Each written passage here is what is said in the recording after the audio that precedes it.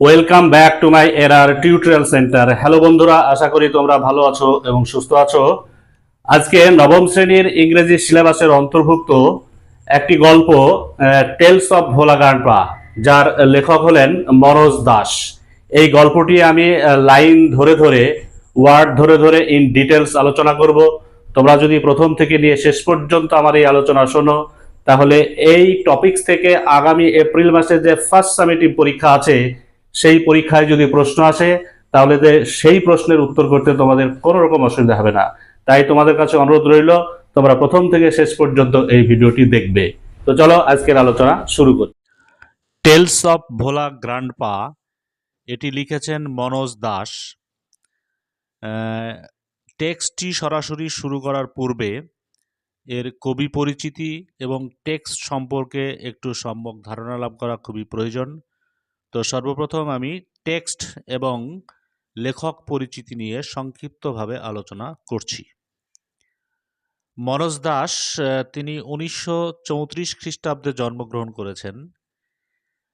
Manoj Das is an Indian award winning bilingual writer who writes in Odia and English.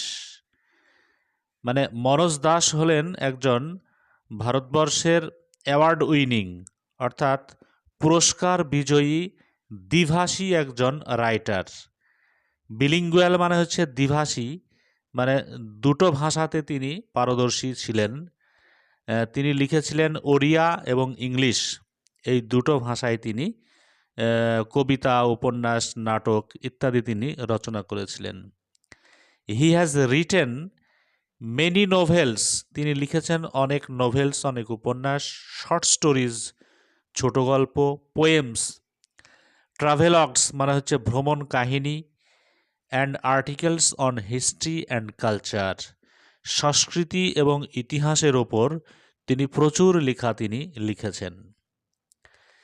This text is an edited version of Das short story, মানে এই যে text ভোলা, মানে tales of Bhola grandpa, এটা হলো মনোজ দাশগুপ্তের সম্পাদিত সংস্করণ।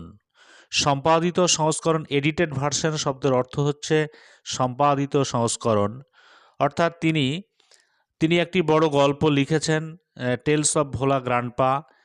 সেই বড় গল্পটিকে সংযোজন এবং বিয়োজনের মাধ্যমে প্রস্তুত করাকে বলা হচ্ছে এডিটেড ভার্সন। তাহলে টেলস অফ ভোলা গ্র্যান্ডপা এটা হচ্ছে মনোজ দাশগুপ্তের সম্পাদিত সংস্করণ। যে সংস্করণে কি করা হয়েছে, হুইচ ন্যারেটস ভোলা গ্র্যান্ডপাজ, যে সংস্করণে বর্ণনা করা হয়েছে ভোলা গ্র্যান্ডপা নামে একটি চরিত্র। Hilarious adventure seen through the eyes of a young man who had known him closely. তাহলে মনোজ দাশগুপ্তের যে এডিটেড ভার্সন অর্থাৎ সম্পাদিত সংস্করণ, সেই সংস্করণে এমন একটি চরিত্রের বর্ণনা করা হয়েছে, তার নাম হচ্ছে ভোলা গ্র্যান্ডপা। সেই ভোলা গ্র্যান্ডপার হিলারিয়াস শব্দের অর্থ হচ্ছে হাস্যকর, অ্যাডভেঞ্চার শব্দের অর্থ হচ্ছে অভিযান। মানে ভোলা গ্র্যান্ডপার হাস্যকর অভিযান বর্ণনা করা হয়েছে through the eyes of a young man, মানে একটা যুবক ছেলের মাধ্যমে, একটি যুবক ছেলের মাধ্যমে। হু had known him very closely, who had known him closely, যে ক্লোজলি মানে খুব কাছ থেকে, খুব মানে সন্নিকটে থেকে ওই ভোলা গ্র্যান্ডপা সম্পর্কে জানেন, সেরকম একটা যুবক ছেলের মাধ্যমে এই ভোলা গ্র্যান্ডপার যে হাস্যকর অভিযান, সেই অভিযানটা বর্ণনা করা হয়েছে। দ্য সিম্পলিসিটি মানে হচ্ছে সরলতা, and forgetfulness of Bhola grandpa. এখানে ভোলা গ্র্যান্ডপার চরিত্রের মধ্য দিয়ে অন্য মনস্ক মনোভাবটা এখানে প্রকাশিত হয়েছে, এবং সেই সঙ্গে ভোলা গ্র্যান্ডপার সহজ সরল চরিত্র এখানে ফুটিয়ে তুলেছেন। তাহলে simplicity and forgetfulness, Bhola grandpa চরিত্রের যে সরলতা, সহজ সরলতা এবং অন্যমনস্ক অর্থাৎ ফরগেটফুলনেস, এই ভাবটা কি করেছে, provides an element of humour, মানে এখানে প্রোভাইডস করেছে, সরবরাহ করেছে হাস্যকৌতুক একটা উপাদান এখানে সরবরাহ করা হয়েছে। On which the short story hinges, মানে এই ছোট গল্পটির মধ্য দিয়ে মানে ভোলা গ্রান্ডপার চরিত্রের যে সহজ সরলতা এবং তার অন্যমনস্কতাটা যেটা প্রকাশিত হয়েছে হাস্যকর একটা পরিবেশের মধ্য দিয়ে। এবার শুরু করছি সরাসরি টেক্সট। নবম শ্রেণীর ইংরেজি সিলেবাসের অন্তর্ভুক্ত টেলস অফ ভোলা গ্রান্ডপা গল্পটি আমি লাইন বাই লাইন আলোচনা শুরু করছি। Bhola grandpa and his wife lived at the western end of our village, মানে ভোলা গ্রান্ডপা এবং তার স্ত্রী একসঙ্গে আমাদের গ্রামের পশ্চিম প্রান্তের, মানে আমাদের গ্রামের পশ্চিম প্রান্তের শেষের দিকে তারা বসবাস করত। তাহলে Bhola grandpa and his wife lived at the western end, মানে পশ্চিম প্রান্তের শেষের দিকে অফ আওয়ার ভিলেজ, মানে ভোলা গ্রান্ডপা এবং তার স্ত্রী আমাদের গ্রামের পশ্চিম প্রান্তের শেষের দিকে বসবাস করত।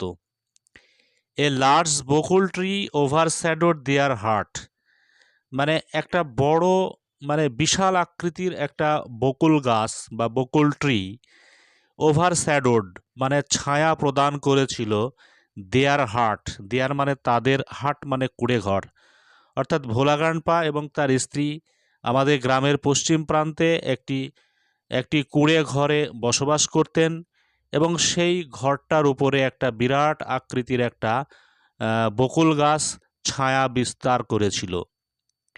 In the bakul tree lived a small troop of monkeys, মানে এই বকুল গাছটিতে বসবাস করত, ট্রুপ মানে হচ্ছে দল, স্মল ট্রুপ মানে একটা ছোট্ট দল, অফ মাঙ্কিজ, মাঙ্কিজ মানে হচ্ছে বানর, এখানে বসবাস করত।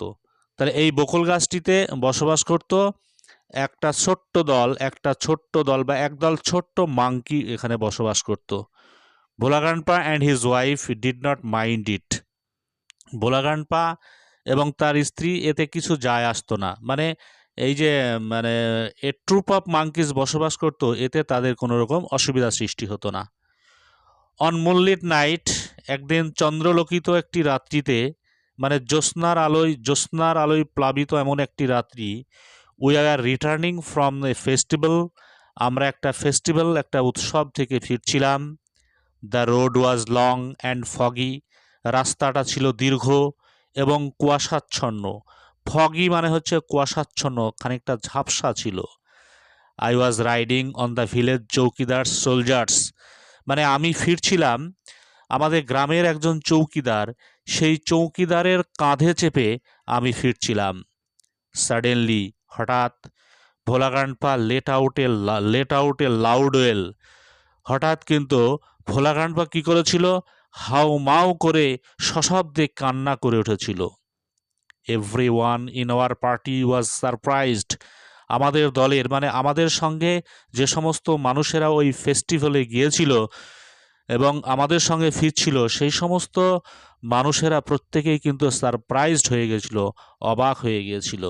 উই হল্টেড, আমরা থেমে গিয়েছিলাম। হল্টেড শব্দের অর্থ হচ্ছে থেমে যাওয়া। ইনকোয়ারি রিভেলড, মানে তদন্ত করার ফলে প্রকাশিত হলো, রিভেলড মানে প্রকাশিত হওয়া, এনকোয়ারি মানে তদন্ত। কি প্রকাশিত হলো, Bhola grandpa had taken his grandson to the festival, মানে ভোলা গ্রান্ডপা তার এক নাতিকে, গ্র্যান্ডসন শব্দের অর্থ হচ্ছে নাতি, তার নাতিকে সঙ্গে নিয়ে ফেস্টিভ্যাল অর্থাৎ ওই উৎসবে গিয়েছিলেন। হি হ্যাড টাইটলি হেল্ড, সে শক্ত করে ধরেছিল, on to the two fingers of the boy, ওই যে নাতিটি মানে ভোলা গ্রান্ডপার নাতিটির মানে দুটো ফিঙ্গার মানে দুটো আঙুল শক্ত করে ধরেছিল ভোলা গ্রান্ডপা।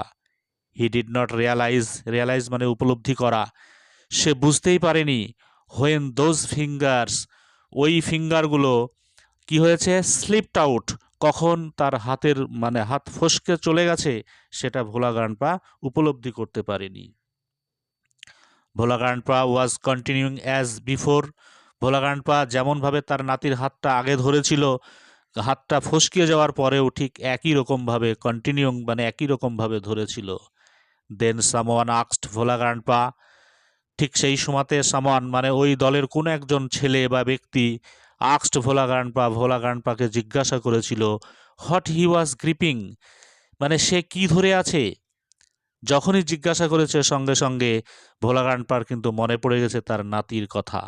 হি রিমেম্বার্ড হিজ গ্র্যান্ডসন, তার নাতির কথা মনে পড়ে গিয়েছে। And let out a loud wail, এবং সে প্রচণ্ড জোরে সশব্দে কান্না করে উঠেছে।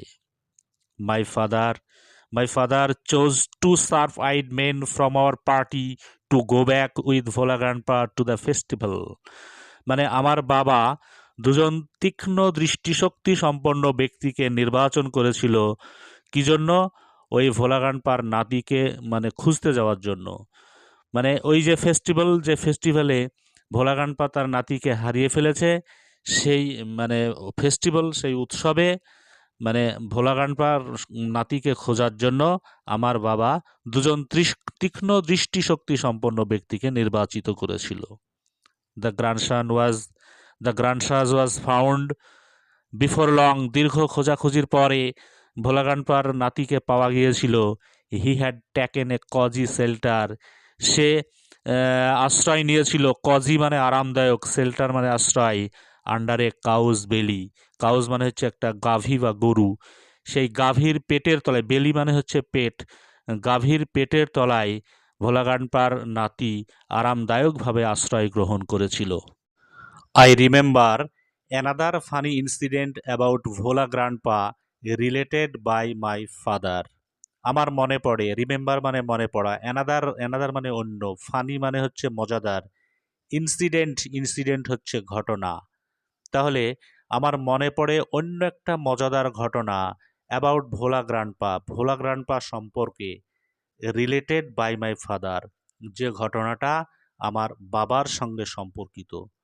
তাহলে ভোলা গ্রান্ডপা সম্পর্কে আমার অন্য একটা মজাদার ঘটনা, যে ঘটনাটি আমার বাবার সঙ্গে সম্পর্কিত, সেই ঘটনাটা আমার মনে পড়ে। It had been a rainy afternoon, একদিন বর্ষাকালের পড়ন্ত বৈকাল বেলায় Bhola grandpa wild with excitement মানে উত্তেজনায় আনন্দে ডগমগ হয়ে told my father and his friends, আমার বাবা এবং তার বন্ধুকে বলেছিল that he had seen a gang of pirates, যে সে দেখেছে একদল জলদস্যুকে। কি দেখেছে? পিরেটস মানে হচ্ছে জলদস্যু, গ্যাং মানে হচ্ছে দল, একদল জলদস্যুকে দেখেছে। দেওয়ার বারিং শব্দের অর্থ হচ্ছে কবর দেওয়া, মানে তারা সেই জলদস্যুরা কি করেছে? কবর দিয়েছে বা পুঁতে রেখেছে এ লার্জ বক্স, বিশাল আকৃতির একটা box under one of the sand dunes on the seashore by our village. মানে আমার গ্রামের পাশে যে সমুদ্র সৈকত, শিশর শব্দের অর্থ হচ্ছে সমুদ্র সৈকত, স্যান্ডান্স শব্দের অর্থ হচ্ছে বালির স্তূপ।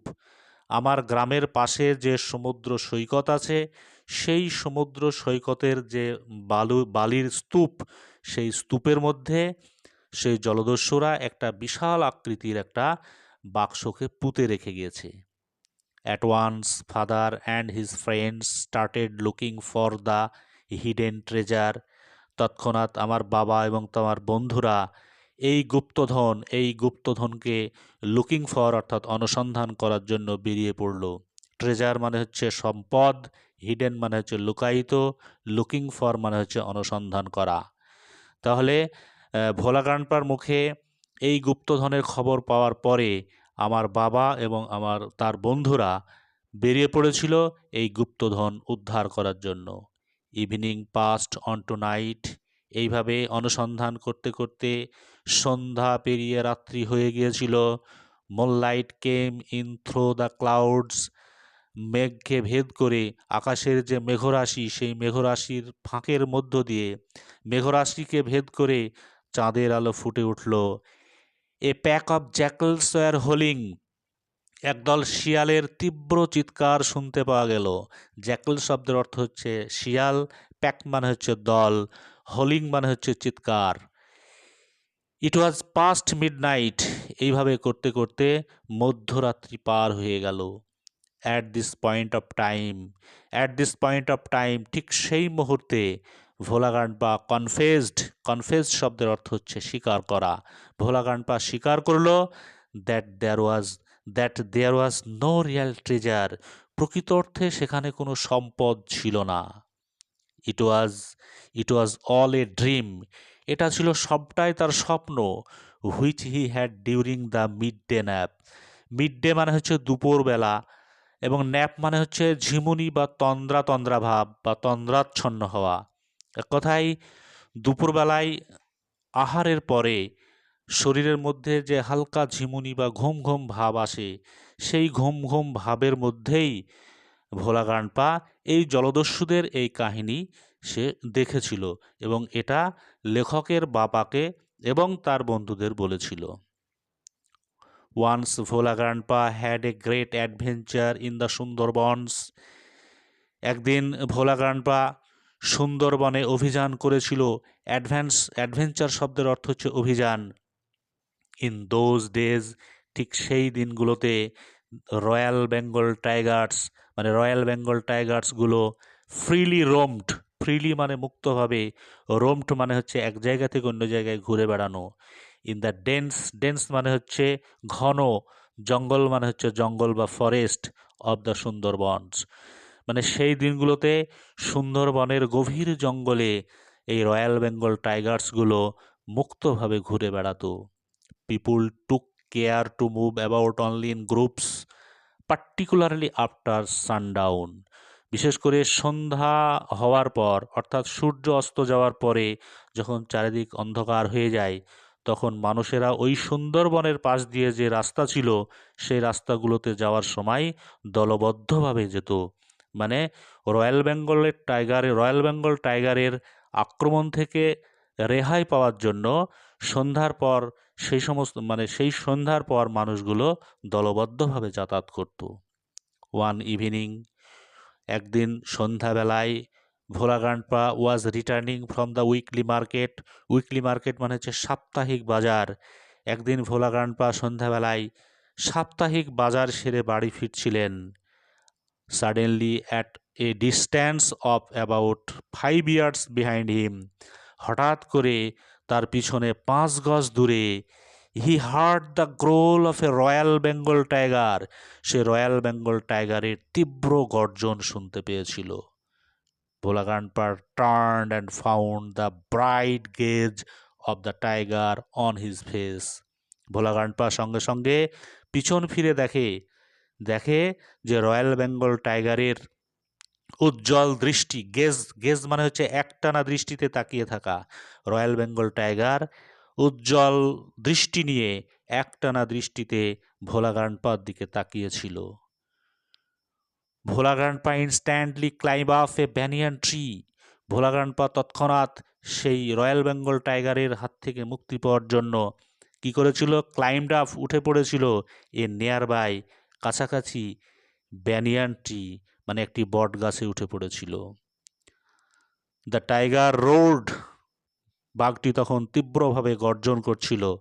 অ্যান্ড সার্কেলড দ্য ট্রি, সার্কেলড মানে বৃত্তাকারে চারিদিকে ঘোরা, ওই গাছটার চারিদিকে ঘুরছিল। অ্যাবাউট 100 টাইমস, প্রায় 100 বার পর্যন্ত ওই বাঘটি ওই গাছটির চারিদিকে মানে পাক খেয়েছে এবং তারপরে সেখানে কি করেছে? দেন ইট সেটেল ডাউন, তখন সে সেখানে সেটেল ডাউন করেছে, মানে সেখানে সে সেটেল ডাউন শব্দের অর্থ হচ্ছে ফিক্সড উইদাউট চেঞ্জিং পজিশন, মানে একটা জায়গাতে স্থির হয়ে থাকা। তাহলে ওই রয়্যাল বেঙ্গল টাইগারটি মানে ওই বটগাছটির চারিদিকে প্রায় 100 বার ঘুরপাক খাওয়ার পরে যখন ক্লান্ত হয়ে পড়ল, ওই বটগাছে উঠে ভোলা গ্রান্ডপাকে আক্রমণ করা সম্ভব হলো না, তখন সে কি করলো? দেন ইট সেটেল ডাউন আন্ডার এ বুশ মানে হচ্ছে ঝোপঝাড়, সেই ঝোপঝাড় বা জঙ্গলের মধ্যে সে নিজেকে স্থিরভাবে জায়গা করে নিল। Without taking it's eyes of him, মানে ভোলা গ্রান্ডপার প্রতি তার যে উজ্জ্বল চাহনি বা লোলুপ দৃষ্টি, সেই লোলুপ দৃষ্টি থেকে কিন্তু তিনি নিজেকে ফিরিয়ে নিলেন না। উইথ নাইট ফল, তারপরে রাত্রি পড়লো বা রাত্রি শুরু হলো। দ্য ফরেস্ট গ্রিউ ডার্ক, বন আস্তে আস্তে অন্ধকার হয়ে গেল। অ্যান্ড সাইলেন্ট, এবং নিস্তব্ধ হয়ে গেল। Bhola grandpa could hear the tiger beating its tail on the dry leaves. Bhola grandpa শুনতে পেয়েছিল ওই রয়্যাল বেঙ্গল টাইগারটির তার যে লেজের শব্দ, মানে লেজ শুকনো পাতার উপরে রয়্যাল বেঙ্গল টাইগারের যে মানে শুকনো পাতার উপরে লেজের যে শব্দ, মানে শুকনো পাতার উপরে লেজকে ঝাপটা মারার যে শব্দ, সেই শব্দ কিন্তু ভোলা গানপা শুনতে পেয়েছিল। আওয়ার্স পাস্ট, এইভাবে ঘন্টার পর ঘন্টা অতিক্রান্ত হয়ে গেল। Dawn broke with the cooing of doves, তারপরে সকাল শুরু হলো ঘুঘু পাখির ডাক দিয়ে। কুইং মানে হচ্ছে ঘুঘু বা পায়রার ডাককে কুইং বলা হয়। তাহলে ডাবস মানে হচ্ছে ঘুঘু পাখি। ঘুঘু পাখির মানে সুমিষ্ট কণ্ঠস্বর দিয়ে দিনের শুরু হলো, সকাল শুরু হলো। ভোলা গানপা কেম ডাউন, তারপরে ভোলা গানপা সেই ব্যানিয়ান ট্রি অর্থাৎ বটগাছ থেকে নেমে আসলো। There was a group of men on the mound a little away, কিছুটা দূরে এক মাউন্ড মানে হচ্ছে মাটির ঢিপে, মাটির একটা স্তূপকে বলা হচ্ছে মাউন্ড। সেই মাউন্ডের উপরে অর্থাৎ মাটির ঢিপির উপরে একদল লোক কিন্তু একদল মানুষ কিন্তু এগুলোকে লক্ষ্য করছিল। ভোলা গানপা ক্লাইম্বড আপ দি মাউন্ড, ভোলা গানপা সে ব্যানিয়ান ট্রি থেকে নেমে এসে কি করলো, সেই মাটির ঢিপির উপরে উঠলো। and requested the first man he saw for some water to drink, এবং প্রথম যে মানুষটি ছিল সেই মানুষটিকে দেখার সঙ্গে সঙ্গে তাকে জল পান করার জন্য তাকে বলল। মানে সারাটা রাত্রি সে ব্যানিয়ান ট্রিতে প্রচণ্ড উৎকণ্ঠা এবং টেনশনের মধ্যে দিয়ে থাকার কারণে তার গলাটা শুকিয়ে গিয়েছিল। তাই সকালবেলায় সে কি করলো, গাছ থেকে নেমে আসার সঙ্গে সঙ্গে মাটির ঢিপিতে যে সমস্ত লোক ছিল তার মধ্যে প্রথম মানুষটি যে ছিল সেই মানুষটিকে বলল তাকে কিছু জল খেতে দেওয়া হোক। The man had seen the tiger waiting, মানুষটি কিন্তু দেখেছিল যে বাঘটি তার জন্য অপেক্ষা করছে। হি ওয়াজ মাস বিউইল্ডার্ড, সে অনেক বেশি বিউইল্ডার্ড হয়েছিল। বিউইল্ডার শব্দের অর্থ হচ্ছে বিউইল্ডার শব্দের অর্থ হচ্ছে পারপ্লেক্সড হয়ে যাওয়া। পারপ্লেক্সড মানে কিংকর্তব্য বিমূঢ় বা হতচকিত হওয়া। মানে সে আশ্চর্য হয়ে গেল যে একটা বাঘের সামনে দিয়ে সে চলে আসলো, অথচ সে বাঘটা তাকে আক্রমণ করলো না বা কিছুই বলল না।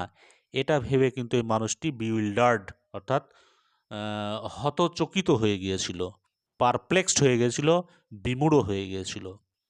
হোয়াট ইজ ইয়োর সিক্রেট, তখন ওই লোকটি জিজ্ঞাসা করেছিল ওকে, হোয়াট ইজ ইয়োর সিক্রেট, যে তোমার কি গোপনীয়তা আছে, কি গোপনীয় বিষয় আছে। That you simply walked past the hungry beast and it did nothing, এবং তুমি একটা ক্ষুধার্ত একটা বিস্ট বা রয়্যাল বেঙ্গল টাইগারের সামনে দিয়ে চলে আসলে, ইট ডিড নাথিং, বাঘটি কিছুই বলল না। হি আস্কড ভোলা গানপা, সে ভোলা গানপাকে জিজ্ঞাসা করেছিল। The tiger was stretching its limbs and ইয়ার্নিং, বাঘটি তখন কি করছিল, ট্রেসিং মানে হচ্ছে পুটিং ফোর্থ, মানে ছড়ানো বা টান টান করা, মানে উইথড্রয়িং, মানে ওই বাঘটি তখন কি করছিল, তার অঙ্গ প্রত্যঙ্গগুলোকে মানে ছড়িয়ে দিচ্ছিল। ইটস লিমস মানে হচ্ছে অঙ্গ প্রত্যঙ্গ, অ্যান্ড ইয়ার্নিং শব্দের অর্থ হচ্ছে হাই তোলা। তাহলে বাঘটি তখন কি করছিল, রয়্যাল বেঙ্গল টাইগারটি তখন কি করছিল, তার অঙ্গ প্রত্যঙ্গগুলিকে কি করছিল, টান টান করছিল বা চারিদিকে ছড়িয়ে দিচ্ছিল এবং হাই তুলছিল। দেন ভোলা গানপা রিমেম্বার্ড, তখন ভোলা গানপার কিন্তু মনে পড়ে গেল সেই দ্য টাইগার বাঘটির কথা। দেন ভোলা গানপা রিমেম্বার্ড দ্য টাইগার, ওই বাঘটির কথা মনে পড়লো, অ্যান্ড লুকড অ্যাট ইট, এবং সেই বাঘটির দিকে তাকালো। Bhola grandpa almost lost his senses in fear, এবং যখনই তার মনে পড়ে গিয়েছে তার মনের মধ্যে প্রচণ্ড ভয় হয়েছে, এবং প্রচণ্ড ভয়ে কি করলো, তার সেন্স বা তার জ্ঞান হারিয়ে ফেলার মতো উপক্রম হয়েছিল। হি র্যান ব্যাক হোম, সে দ্রুত বেগে সে কিন্তু বাড়ি ফিরে আসলো। হাফ এ সেঞ্চুরি লেটার, মানে অর্ধ শতাব্দী পরে, অর্থাৎ 50 বছর পরে। সেঞ্চুরি শব্দের অর্থ হচ্ছে মানে 100 বছর, 1 শতাব্দী। তো হাফ এ সেঞ্চুরি লেটার মানে অর্ধ শতাব্দী পরে, মানে 50 বছর পরে, ভোলা গানপা লেফট আস ফর এভার, মানে ভোলা গানপা আমাদেরকে ছেড়ে চিরতরে চলে গেছেন। ফর এভার মানে হচ্ছে চিরকালীন বা চিরতরে চলে যাওয়া, মানে এক কথায় মৃত্যুবরণ করেছেন। ওয়ান মর্নিং মানে এক সকালবেলায়। অ্যাট দ্য এজ অফ 95, মানে 95 বছর বয়সে তিনি আমাদের ছেড়ে চিরতরে চলে গেছেন। তাহলে অর্ধ শতাব্দী বছর পর ভোলা গ্রান্ডপা এক সকালবেলায় মানে 95 বছর বয়সে তিনি শেষ নিঃশ্বাস ত্যাগ করেছেন। অর্থাৎ তিনি এই জগৎ ছেড়ে তিনি চলে গিয়েছেন ওপারে, অর্থাৎ মৃত্যুবরণ করেছেন। His 80-year-old wife lamented much. Lamented শব্দের অর্থ হচ্ছে বিলাপ করা, দুঃখ করা। তাহলে তার 80 ইয়ার অর্থাৎ 80 বছর বয়স্কা মানে তার স্ত্রী, সে প্রচণ্ড দুঃখ করেছে। She said with a sigh, সে দীর্ঘ নিঃশ্বাস ফেলে বলেছে, the old man must have forgotten to breathe, মানে এই বৃদ্ধ আমার স্বামী মারা গিয়েছে, শুধু শ্বাস প্রশ্বাস নিতে ভুল করেছেন, তাই সে মারা গিয়েছে। তো এই গেল মোটামুটি ভোলা গ্রান্ডপা গল্পটির বেঙ্গলি অ্যানালাইসিস। আমি প্রথম থেকে নিয়ে শেষ পর্যন্ত আলোচনা করলাম। আশা করি আমার এই আলোচনা, আমার এই ডিসকাশন তোমাদের হেল্পফুল হবে এবং তোমাদের পরীক্ষার প্রস্তুতির ক্ষেত্রে খুবই কাজে লাগবে। তো আজকে এই পর্যন্তই, দেখা হবে পরবর্তী ভিডিওতে। আমন্ত্রণ জানিয়ে তোমাদের সকলকে ধন্যবাদ জানিয়ে আমি আজকে এখানে শেষ করছি। যাওয়ার আগে একটাই কথা বলবো, তোমরা আমার এই চ্যানেলটিকে সাবস্ক্রাইব করবে এবং পাশে থাকা বেল আইকন বাজিয়ে অল নোটিফিকেশন অন করে রাখবে, যাতে এই ধরনের শিক্ষামূলক ভিডিও তো সর্বপ্রথম তোমার মোবাইলে পৌঁছে যায়। বেস্ট অফ লাক, ভালো থাকবে এবং সুস্থ থাকবে।